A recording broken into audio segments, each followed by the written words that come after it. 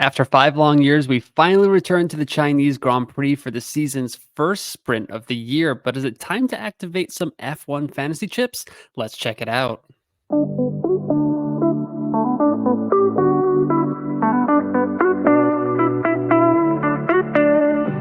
What is up, everyone? Welcome to another episode of Backup Fantasy Sports. It is Monday, April 15th. My name is Ewan. On today's episode, we're going to get into some F1 fantasy with a Chinese Grand Prix preview.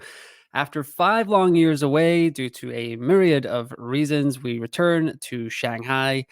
I have never seen an F1 race on this track, so I am certainly looking forward to it myself. The first sprint race of the season, so there should be some F1 fantasy strategy going around. It will be a longer episode this week, so jump around in the timestamps below, which will be in the description below. We're going to go over team selection, chip strategy, just some like fun facts about the Chinese Grand Prix. So I will try to get through it as quickly as possible. But if you do not have time to watch everything this week, please just jump around in the timestamps below and just like and subscribe to the channel while you are down there. But let's just get right into it here.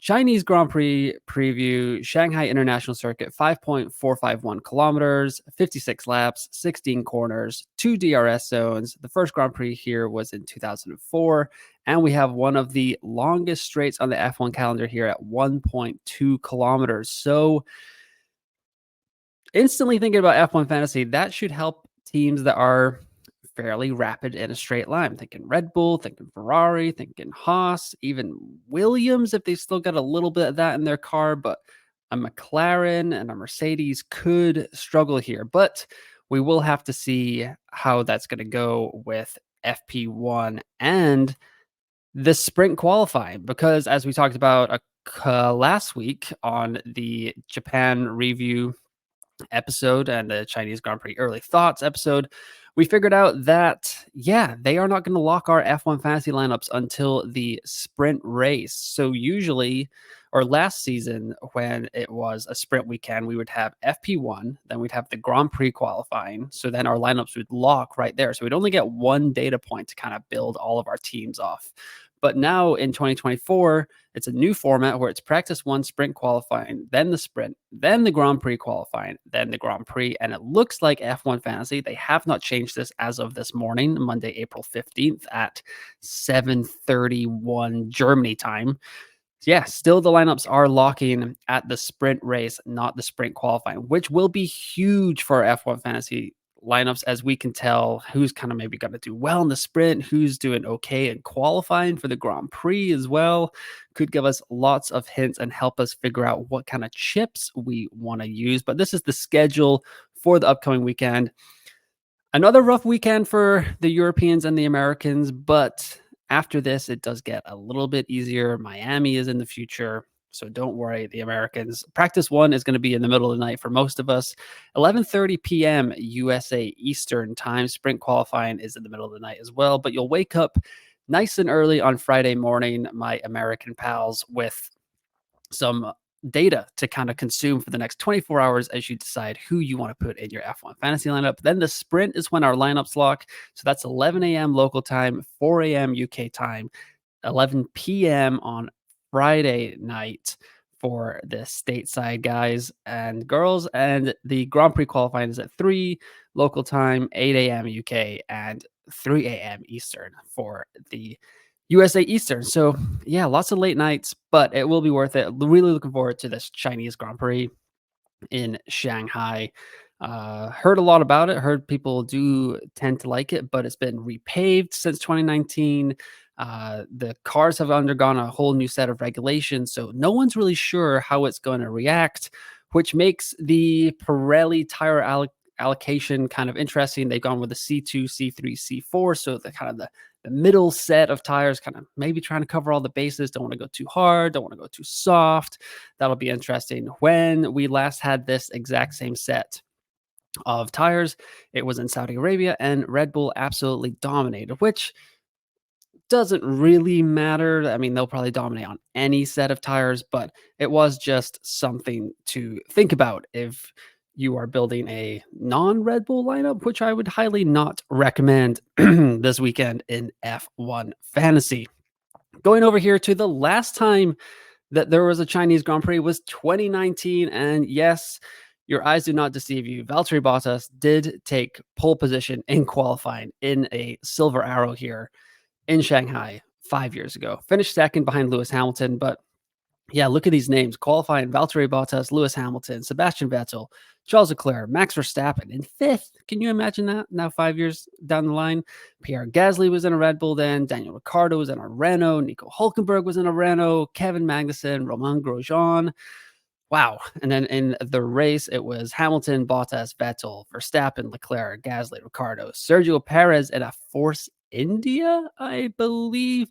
Kimi Räikkönen over there, and Alexander Albon and a Toro Rosso. So there is a lot of people on the grid that have raced this track. In fact, Chinese Grand Prix fun facts here. Logan Sargent, Oscar Piastri, Zhou Guanyu, and Yuki Tsunoda are the only drivers on the grid to not have raced an F1 race on this track going into it. So while we haven't seen a race here in 5 years, 80% of the grid has raced here before. So that is encouraging. Hopefully they can knock off some rust in FP1 and we can see some actual times. Should be interesting. But yeah, Fernando Alonso was not on the grid here in 2019. It's kind of when he was going through his weird McLaren hiatus before he returned to the grid in 2021. Max Verstappen only has one podium in China. In 2017, he came third. Mercedes has won 5 of the last 6 races here, and Ferrari last won in 2014. So, oh, how times have changed in F1 since the last time we were at the Chinese Grand Prix. But yeah, Logan Sargent, Oscar Piastri, Zhou Guanyu, Yuki Tsunoda haven't raced here before. That was the case for almost every track or a lot of the tracks for Logan and Oscar last season. And for Logan, it didn't go all that great. But for Oscar, that really wasn't a concern. He's a quality driver. I wouldn't expect him to have any challenges kind of getting up to speed with a new track for him over the weekend. The big questions we are having in F1 Fantasy this week in general or over the last fortnight have been, what are we going to do with the sprint? Because we've got 3 sessions to kind of score points here. We've got the sprint race, we've got the Grand Prix qualifying, and we've got the race. So that's 3 opportunities for Max Verstappen to kind of build his lead in F1 Fantasy. And are we willing to go without the Dutch driver on a sprint race weekend? So the graphic here is Team 1 versus Team 2, and I've got the cost, the projected points, the projected budget rises according to F1 Fantasy Tools. This is slightly specific to my T1 team. So I have 3 transfers and $105.9 million in my cost cap. And that is exactly what you need to run Max Verstappen, Red Bull, and Ferrari this weekend. So if you do not have $105.9 million, you can go down slightly and you can probably build a better team. But this is just to kind of give us a little perspective. I think I've been guilty of this as well, saying you have to have Max for the sprint race weekend. But this kind of shows us that maybe you don't, especially if you have more budget than I do. I was not on the budget building train the first 2 weeks of the season. I was like, Max is going to come through. It's going to be fine. It was not fine. So I jumped on the meta in Australia, and the budget has been going up quite a bit since then. But there's a lot of early season adapters that have way more budget than this, maybe 108, 109 million, possibly 110. I'm not entirely sure if we've gotten to that heights so far in F1 Fantasy. But Team 1 here is Max Verstappen, Logan Sargent, Zhou Guanyu, Valtteri Bottas, Alexander Albon, Red Bull Racing, and Ferrari. So it's Max, Red Bull, Ferrari, and then the 4 cheapest drivers remaining. And that team is projected to score 249.8 points, according to F1FantasyTools.com. And they are projected to rise 1.26 million in budget. Now, this is all averages. No, we're not going to rise up 1.26 million in our cost cap. But yeah, that's the max kind of lineup there. So 105.9 million you need, scoring 249.8 points, projected budget rise of 1.26. However, if you run this team through the F1 Fantasy Tools team calculator, which is a great tool, just type in your budget and it'll spit out the best team possible for your lineup according to the early simulations that Ryder has put up there. So team 2 here, 105.5 million is what this team is going to cost. Sergio, Lance Stroll, Nico Hulkenberg, Valtteri Bottas, and Zhou Guan Yu. So you could also go up from Zhou Guan Yu to an Alexander Albon here at 7 million. So that's not a terrible thing, but this is the best projected lineup with Sergio on F1 Fantasy Tools. So I just wanted to plug that in there. So this team is expected to score 242.6 points, and it's projected to rise 2 million in budget. I have 3 transfers, so I can get to this team quite easily with my current lineup. So if you don't want to go with Max, and if you're still on the budget building train, if you're willing to take a probable green arrow or red arrow this week in F1 Fantasy, I don't mind the Sergio Perez lineup because as you can see here, he is at 22.7 million. In about 3 races time with the way Sergio is going, he might be outside of the tier B budget and he might only be rising zero point 0.2 each week. So we do want to take advantage of having Sergio Perez as a budget enabler or kind of builder right now in F1 Fantasy while we can. I was honestly on the max train no matter what, but when I put this together, this exercise, it really did kind of open my eyes to be like 7 points really isn't that bad. This is all early season. Like I said, it's Monday, April 15th. We've got 4 or 5 days until FP1 even starts. So this is just kind of off the top of my head. Maybe we don't have to go with Max Verstappen if you're not using a chip in China. However, there are some possible chip strategies. I did do a full kind of episode of chip strategies last week. So go check that out. It's in the description below. Kind of just explain the chips, where we can use them, that kind of thing, when all the sprint races are, and possible chip strategies. But this is it all in one slide here. So I've got 3 chip strategies for the next 3 races in China, Miami, and Imola. That's kind of when we could all be using the first set of chips. Cards on the table. I've already used my no negative chip this season. I used it in Australia for my T1 team, saved myself 20 points with Max Verstappen's DNF. So an okay outcome, but yeah, in general, save it for a wet race, maybe a high DNF track, that kind of thing. But so I've got 3 strategies here for China, Miami, and Imola. Strategy 1 is using the Limitless in China this weekend. Right now, Red Bull and Ferrari are the 2 strongest teams by far on the grid. So we can get all 6 of their assets in our team and then just kind of pick who looks the best in practice, whether it's Fernando Alonso and Oscar Piastri, Lando Norris, even if like a Mercedes is surprising in FP1 and the sprint qualifying, maybe we can shove them in as well. But right now, while Ferrari and Red Bull seem to have quite a substantial gap on the field, it might be worth trying to get them all in while no one can afford them, get a huge jump on the field. Because by the end of the season, it's possible that we could have like a Max and a Carlos and like Red Bull and Ferrari in our teams if the budget building does rise up that quickly. So that's something to think about there, where people can start to afford a closer to a limitless team. So if you can use it right now, maybe you build a bigger advantage. The only problem with a limitless chip is, and I think this has been the most popular question in F1 Fantasy on all the other videos, F1 Fantasy Hub, F1 Fantasy HQ on Twitter, all over F1 Fantasy Reddit. If you use limitless chip this week, your team that builds budget will be your team from the Japanese Grand Prix. Even if you use transfers, it will erase those transfers. The team that crossed the line in Japan will be the team that builds your budget during the Chinese Grand Prix if you use the limitless chip, and that will be the team you come out of in Miami. So just keep that in mind when you use the limitless chip. You're not going to get gains from Max, Sergio, Charles, Carlos, Red Bull, Ferrari, and whoever you pick.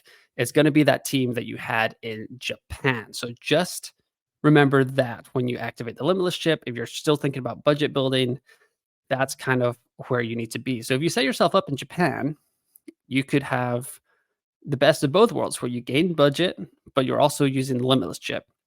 And then in Miami, it's another sprint race. And so strategy 1 is limitless in China. Miami is the wild card. And then you don't really need to use a chip in Imola. However, if you use the wild card in Miami, you'll have had 2 weeks of budget building, and you could possibly get to max and upgrade one of those back markers with the four lowest guys. Like you could get up to a Hulkenberg, maybe an Albon as well, Ocon if you're really good at budget building.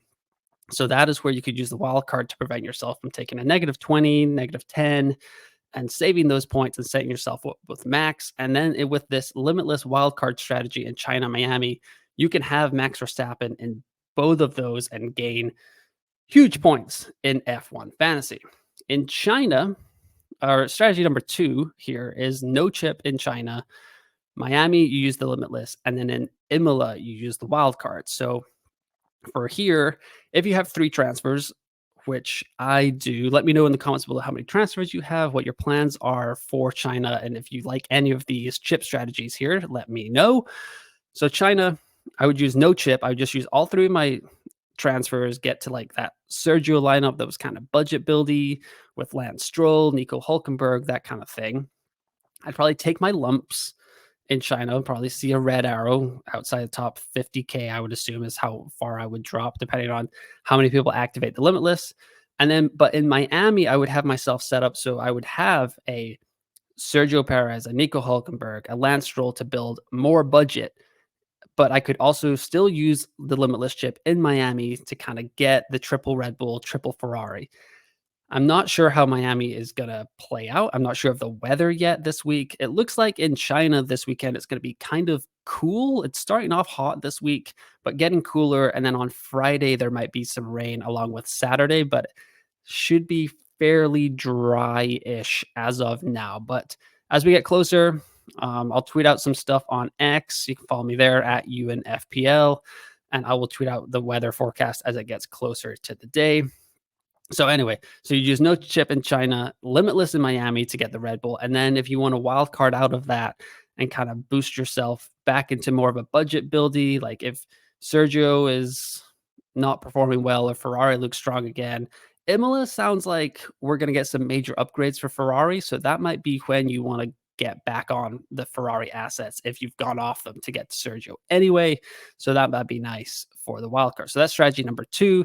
Strategy number three here is wild card. This is if you really want max in your team and you cannot get there without a -10, without a -20, flip that wild card, save yourself some points, build yourself a team. And then in Miami, you'd use the limitless chip again, and then Imola, no chip. The only problem with strategy number three is you're kind of locking yourself into not building a lot of budget, which is tough. Because if you're going to wildcard in max, you're going to have quite a few back markers. You're relying on a bunch of back markers to kind of do well in a sprint race at a track we haven't been at in 5 seasons. So I don't need to activate the wild card to get to Max Verstappen. So strategy number three is not for me, but it's definitely a viable strategy for the rest of y'all in F1 fantasy. So just going over these strategies one more time. Strategy number one is limitless in China, wild card in Miami, no chip in Imola. Strategy number two is no chip in China. If this is more of a strategy number two is if you have three transfers, I think. So no chip in China, limitless in Miami, wild card in Imola. And then strategy number three would be wild card in China, limitless in Miami, and no chip in Imola as well. So here is where my T1 stands as of Monday, April 15th, 7:49 Germany time. So 4 days, 21 hours, 11 minutes until our lineups lock in F1 Fantasy, which means that they are still keeping that deadline for the sprint race. So we're going to get sprint qualifying, hopefully. I will keep checking that every day just to make sure that that does not change at all. This is my team right now: Charles, Lance, Yuki Tsunoda, Valtteri Bottas, and Alexander Albon with Red Bull and Ferrari. If I activated the limitless chip, this is the team that would gain budget in China. So you never know. Ferrari looking strong, maybe another million, 0.5, 0.5, 0.5. Williams in a straight line, they should still maintain some of that edge that they were good at. I know James Vowles is working on making that car more well-rounded, suited to more tracks, but hopefully they can still remain that Slippy Williams that does so well at Monza and those like kind of straight tracks in the F1 calendar, although they are dealing with damaged chassis right now. So We will see if we get any more news about that going into the week. I've got 3 free transfers, so it's not tremendous, but if I did this, I could get to Mr. Max Verstappen and bang on the dot, zero point 0.0. So that's one strategy. However, if we are okay kind of taking not maximum points from the Chinese Grand Prix, this would leave me with 20.2 million here. Lance Stroll, 7.7. Nico Hulkenberg. So this was actually 3 transfers as well, zero point 0.0. Kind of just switching out Sergio Perez and Charles Leclerc for um, Nico Hulkenberg and Sergio Perez, which I don't see why that would be a problem. Haas still pretty rapid in a straight line. They've been doing really well. I mean, Nico Hulkenberg this season, 9, 11, 10 in the last 3 races, 27 points in total. He's in 30% of F1 fantasy teams right now. So let's just check that out because I haven't really looked at that all that often this season. So as you can see, we still got Albon in 55% of teams, Max in 46% of teams, Daniel, Yuki, Charles, Fernando. So Lance Stroll's still down there. Sergio Perez is still an excellent differential. 13% of F1 fantasy teams have him in their team, along with Zhou Guan Yu. So yeah, quite handy differential there, Sergio Perez, compared to the rest of the field. Only 13% of F1 fantasy teams have him. So this is a tempting lineup for me in China, kind of building budget in the Chinese Grand Prix, and then I'd activate Limitless in Miami. The scary thing is not having Max in a sprint. I think as we get closer to the week or the weekend, I will probably convince myself to get Max in my team and just trust the back markers. We'll see how that goes. A lot of it will rely on what we get in the F1.com practice debrief, from the simulations, from F1 Fantasy Tools, from 11ify. So make sure to stick around to my Twitter account at UNFPL, and I will be tweeting those out as they come out on Friday, I would guess, and Saturday morning. I'm not going to be doing a deadline live stream. I will be in Stockholm, Sweden, on a little bit of a vacation. Also, it would be at 3 o'clock in the morning. I've done a couple of early live streams so far this season, but even that would be pushing it even for myself. But this is where my T1 is at right now. Definitely in my thoughts to kind of switch it up with Sergio and Nico Hulkenberg, especially if Haas and Red Bull look strong in the practices. Just for a different perspective here, away from my T1 not so budget buildy team that hasn't done so well, this team here is actually doing better than my T1 team, and it has 108.9 in the bank. So last race for this team, I did go with the Aston Martin budget building route. It came off, got the 0.5, but as you can see here, no Max, double driver. I think I used the autopilot chip on this team, so that went okay as well, as these two were kind of battling it out. But this is a candidate for the wild card, I would say, because right now I would take Sergio, Carlos, and Aston Martin out. I'd probably have to take Lance Stroll out as well. I've only got 2 free transfers because I was kind of building the budget here, but you could get Max in here. You'd go with Red Bull Racing as well, and that leaves you 13.1. So that's kind of leaves you with a little bit of a choice at the back markers here. You could go with your favorite Sauber driver, either Zhou Guan Yu in his home race, and then you could go with Logan Sargent, or you could go with Valtteri Bottas. So that is also an option for your F1 fantasy teams. If you have a lot more budget, you don't really feel like activating the limitless chip, you kind of trust the back markers. But yeah, this team has done a tremendous job of building budget, because you can also fit Yuki Tsunoda and Nico Hulkenberg. My T1 team is so far away from that. It is a little depressing. Let me know if your T1 team is doing worse than your T2, T3 team at this point in the season. It feels a little bit weird. Still focusing on the T1 team, obviously, but yeah, it's funny to just see like this team is doing way better in budget and in overall rank than the team that I focus on the most. Sometimes less is more in these fantasy games. Max Verstappen, Nico Hulkenberg, Joe Guan Yu, Yuki Tsunoda. I probably go with Logan just because just trundle around at the back, Logie Bear. Just you can do it. Come on.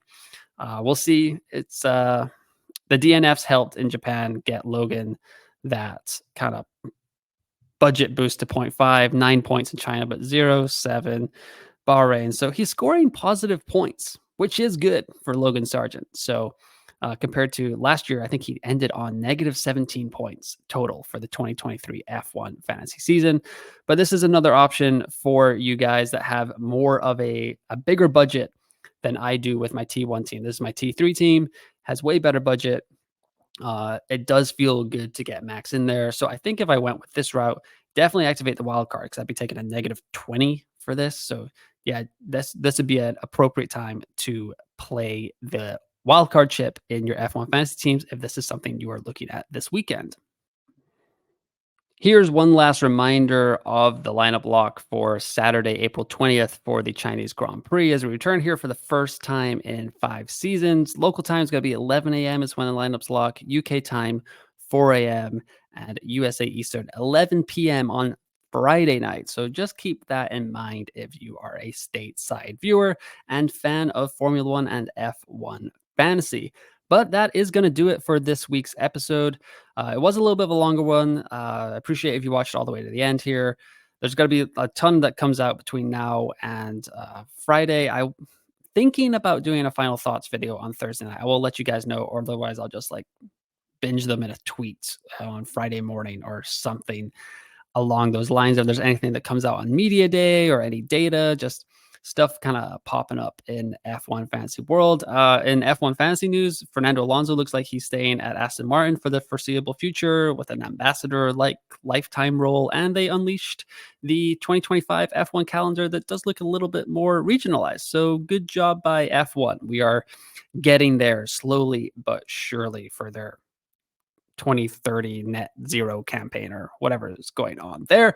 But yes, this weekend will be lots of fun. First time going back to China in 5 years. Looking forward to seeing the track, cars on the track, sprint race for the first time this season as well. Don't forget to like and subscribe to the YouTube channel and the podcast if you're listening on the audio side. But once again, thanks for listening, and I will talk to you next time.